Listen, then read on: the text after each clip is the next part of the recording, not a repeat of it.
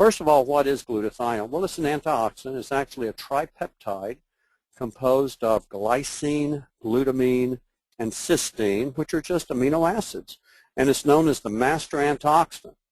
Now, the good news is that we all produce glutathione. You don't have to take a glutathione. In fact, glutathione, the supplement, is very poorly absorbed.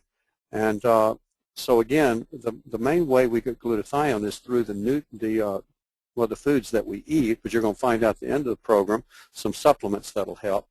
But the good news is we produce our own glutathione. The bad news is that there's many things that deplete our glutathione levels, like exposure to toxins and pollutants and even drugs and xenobiotics.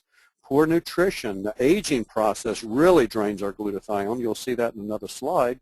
Chronic inflammation is like having a leak in your glutathione gas tank, as well as chronic inflammations or infections. Chronic infections like HIV.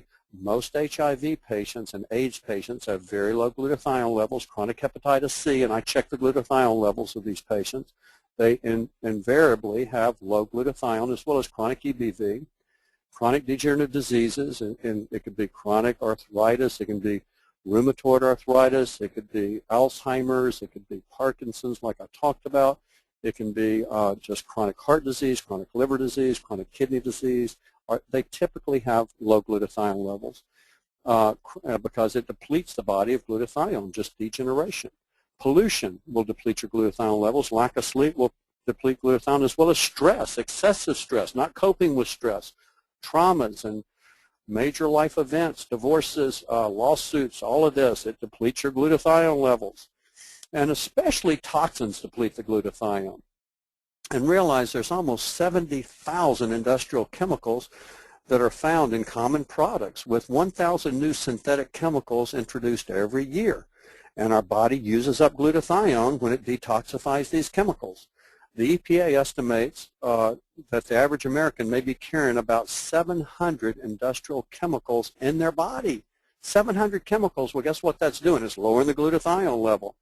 A CDC report resulted from 2,500 screenings of Americans for 148 industrial chemicals. They found that significant quantities of these chemicals were found in the bloodstreams in every individual tested.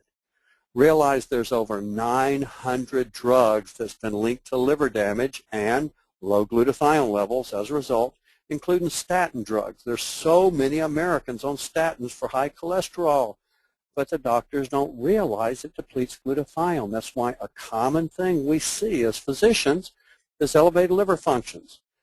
And that's why it's important to put these people on a glutathione boosting supplement, because it'll help to correct a lot of the liver function abnormalities. Hormone contraceptives, antibiotics, also chemotherapy drugs. The main drug and the drugs that cause cancer are your chemotherapy drugs. Yes, years after taking chemotherapy drugs, there's generally an increased risk of especially lymphomas and leukemias, and they deplete glutathione levels and affect the liver.